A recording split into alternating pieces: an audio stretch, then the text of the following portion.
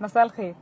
تقريبا الشباب المصري ما بقاش بيعمل اي حاجه في حياته غير ان هو يصلي ويصوم ويدعي ربنا ان الثوره اللبنانيه ما تكتفيش على انها ثوره وبس، وان الحرب تقوم وفجاه السماء بتاعتنا تبدا تحدف عليهم لبنانيات مزز، او تحدف كل واحد باربع لبنانيات، عشان طبعا الشرع محلل له اربعه واحنا شعب متدين بطبعه، ففير جدا ان كل فرد كل شاب يبقى ليه 4 لبنانيات. بس انا من مكاني ده اللي هو العربيه، انا وكل البنات بندعي ونصوم ونصلي ويعني ونضم صوتنا لصوتكم ان نفس السما اللي تحدفكم بلبنانيات تحدف علينا برضو احنا كمان لبنانيين. يعني فير جدا. خلينا متفقين ان الفتره الجايه الليفل الجاي ان مصر فعلا محتاجه ان تحسين نسل طبيعي، فمش فير خالص انك تحسن نسل اسرتك واحنا لا. دي نقطه.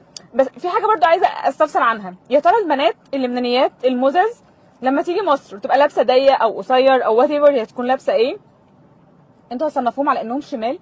ولا فجاه هتكونوا الشباب الكول الاوبن مايندد اللي شايفين ان دي حريات ومن حق كل حد يلبس اللي هو عايزه في المكان اللي هو عايزه، او برضه يقلع اللي هو عايزه في المكان اللي هو عايزه، ونبدا احنا نعاني من ازدواجيه الشخصيه المصريه؟ يا جماعه اقسم بالله ده مرض، داء. ازدواجيه الشخصيه المصريه ده داء، اقسم والله العظيم مرض.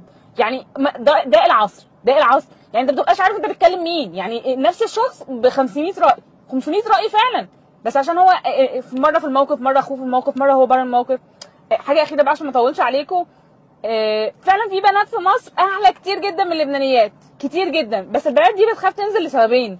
اول سبب ان هي لما تنزل هتلاقي حد بيضايقها، بيعاكسها، بيرخم عليها، بيتحرش بيها، وده بقى النورمال جدا بتاعنا.